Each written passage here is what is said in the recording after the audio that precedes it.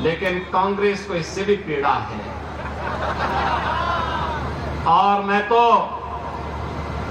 इस विधानसभा क्षेत्र के वासियों को, खासतौर पर भवानीखेड़ा और इस गांव खड़क को इस बात के लिए अभिनंदन करूंगा कि इन्होंने कांग्रेस का खाता खोलने ही नहीं दिया, कभी नहीं खोलने दिया। क्योंकि यहां के बहादुर लोग जानते हैं कि लोग जब भी कांग्रेस के लोग आएंगे देश के साथ गद्दारी करेंगे। इन्होंने अपने राजनीतिक स्वार्थ के लिए देश का विभाजन किया, देश के अंदर हिंदू मानबिंदुओं के साथ खिलवाड़ किया, तुष्टीकरण की हदों को पार किया, विकास के नाम पर केवल अपने घर को भरते रहे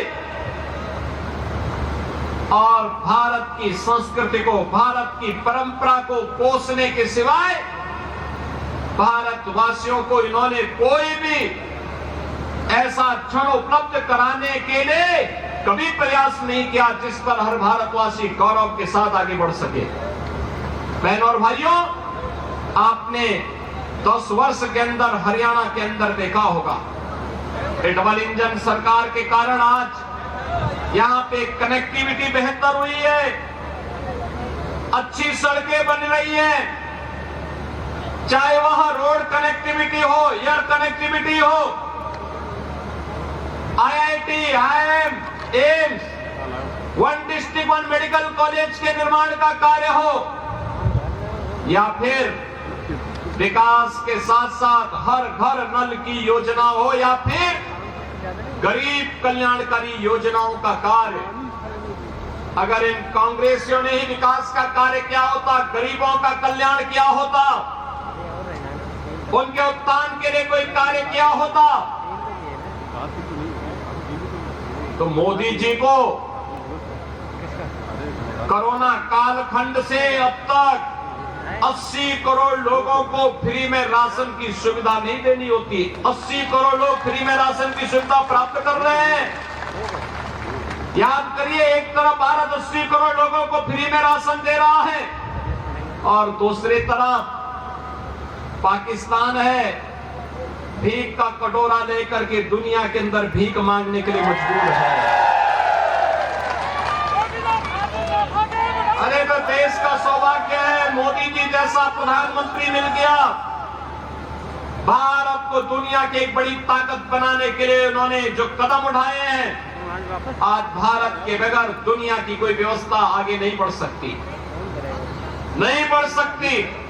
आज मोदी जी के नेतृत्व में भारत दुनिया की एक ताकत बनकर के उभर करके आगे बढ़ रहा है। और यही कारण है, जब देश के पास संसाधन है, ये कांग्रेस के लोग तो कहते थे कि देश के संसाधनों पर पहला अधिकार मुसलमान का होगा, लेकिन मोदी जी ने कहा नहीं, देश के संसाधन पर पहला अधिकार गरीब का होगा, कमजोर का होगा, वंचित का होगा, दलित का होगा, पिछड़ों का होगा, दलितों का होगा।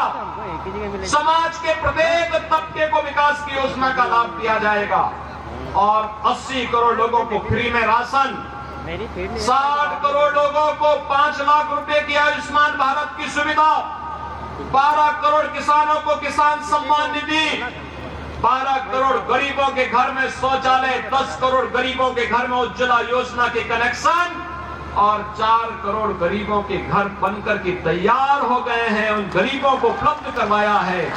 और कहीं भी मोदी जी ने ये नहीं कहा कि ये मैंने किया, उन्होंने तो कहा कि त्वदीयं वस्तु गोविंद तुभ्यमेव समर्पये, जनता जनार्दन आपने मुझे चुन करके भेजा है, ये आपको समर्पित है।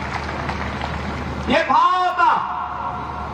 एक तरफ मोदी जी देश को बना रहे हैं और दूसरी तरफ 60-65 वर्षों तक शासन करने वाली एक कांग्रेस, जब भी इन्हें अवसर मिला, इन्होंने देश को लूट करके दुनिया के अंदर उस पैसे को कभी स्विच बैंक में पहुंचाने का काम किया और कभी कहीं और जगह पहुंचाने का काम किया। इनको देश इनकी प्राथमिकता में कभी नहीं रहा। और इसको आप देख सकते हैं बहनों और भाइयों, जब देश में संकट आता है, सबसे बड़ा इस सदी का सबसे बड़ा संकट कोरोना महामारी। कोरोना महामारी में पूरी दुनिया पस्त हो गई थी। कुछ ही महीनों के अंदर पूरी दुनिया के अंदर महामारी फैल गई थी। और बहनों और भाइयों, कोरोना कालखंड में भारतीय जनता पार्टी का कार्यकर्ता प्रधानमंत्री मोदी जी और श्री जगत प्रकाश नड्डा जी राष्ट्रीय अध्यक्ष जी के आह्वान पर सेवा ही संगठन है संकल्प के साथ कार्य कर रहा था। मोदी जी जगह जगह जाकर के जनता के साथ खड़े होकर के कोरोना से मुक्ति प्रदान करने के लिए उपायों को आगे बढ़ा रहे थे। लेकिन राहुल गांधी कहां थे? कहां थे? थे ही नहीं। सब संकट के समय उन्हें भारत याद नहीं आता है। भारत की 140 करोड़ जनता याद नहीं आती है। संकट के समय तो उन्हें इटली में नानी याद आती है। नानी वे कभी आपके साथ नहीं खड़े हो सकते। बहनों और भाइयों, एक तरफ अयोध्या में राम मंदिर का निर्माण और दूसरी तरफ कश्मीर में धारा 370 को सदैव के लिए दफन कर देना। यह भी तो मोदी जी ने किया। ये 370 का दंश भी तो कांग्रेस ने दिया था। बाबा साहब भीमराव अंबेडकर विरोध करते रहे। उन्होंने कहा था कि धारा 370 संविधान के लिए अच्छा नहीं होगा, देश के लिए अच्छा नहीं होगा। लेकिन रिश्तेदारी निभाने के लिए उस समय कांग्रेस ने धारा 370 संविधान में जोड़ करके कश्मीर को एक अलग स्टेटस दिया। परिणाम क्या था? पूरा देश आतंकवाद की चपेट में आ गया। कांग्रेस ने देश को विकास नहीं दिया, आतंकवाद दिया, उग्रवाद दिया, अराजकता दी, बेईमानी दी, भ्रष्टाचार दिया, अराजकता दी